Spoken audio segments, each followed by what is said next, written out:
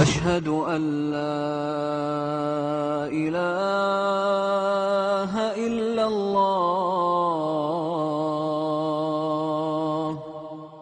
أشهد أن لا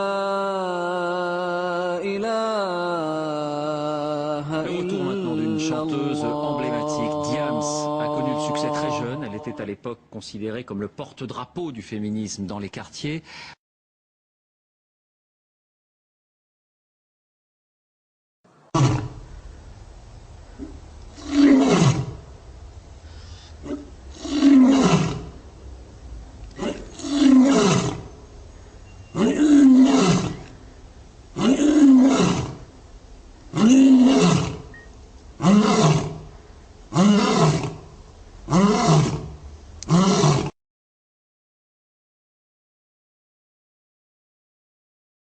Les médicaments qui me bousillent la tête et j'ai envie de dire aux gens merci de m'aimer, mais je le mérite pas, je suis nulle et j'y arrive pas et je suis muette et les larmes parlent pour moi. Le néant. Moi, j'ai le sentiment d'avoir connu cet état de néant. Ce qu'on appellera plus tard dans mon livre la dépression. C'est Cendrillon, hein, mon histoire. Hein. Voilà, sauf qu'en fait, la chose que les gens ne savaient pas, c'est que moi, je rentrais chez moi, j'étais une fille en haillons. J'arrivais pas à être Cendrillon chez moi.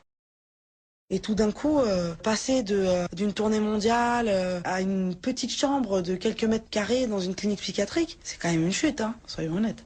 Le succès, il vous tombe dessus, en fait. C'est-à-dire que vous êtes anonyme, vous êtes anonyme, vous êtes anonyme, et d'un coup, vous êtes connu. C'était un énorme carton, c'était DJ.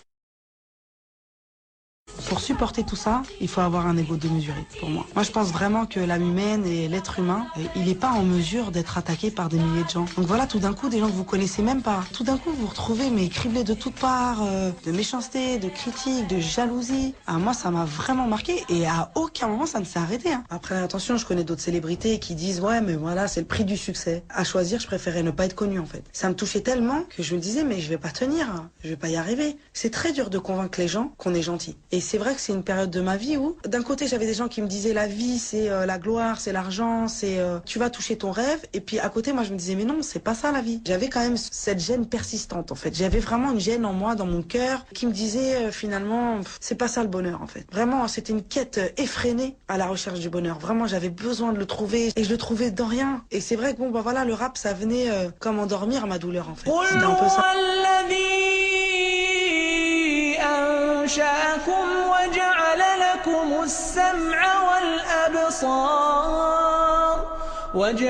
لكم السمع والأبصار والأفئدة قليلا ما تشكرون.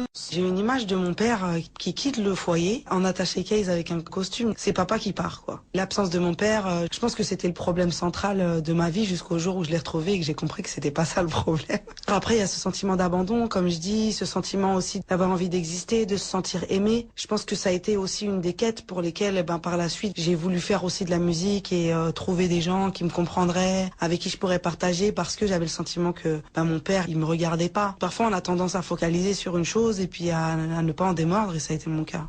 À vrai dire, là, j'y pense pas, parce que je veux plus vivre sous la pression de quoi que ce soit. J'avais mon livre. J'ai aimé écrire un livre, je vous cache pas que je pourrais peut-être en écrire un deuxième. En fait, les gens me manquent beaucoup, et je suis heureuse de pouvoir le dire. J'aime bien écrire encore des rimes, en tout cas, je sais pas, on pourrait appeler ça des poèmes, puisque voilà, ils sont couchés sur feuille. Tout ce qui est de l'ordre du showbiz, de la vie à 1000 à l'heure. Comme je dis, à force de courir dans tous les sens, j'avais perdu celui de ma vie.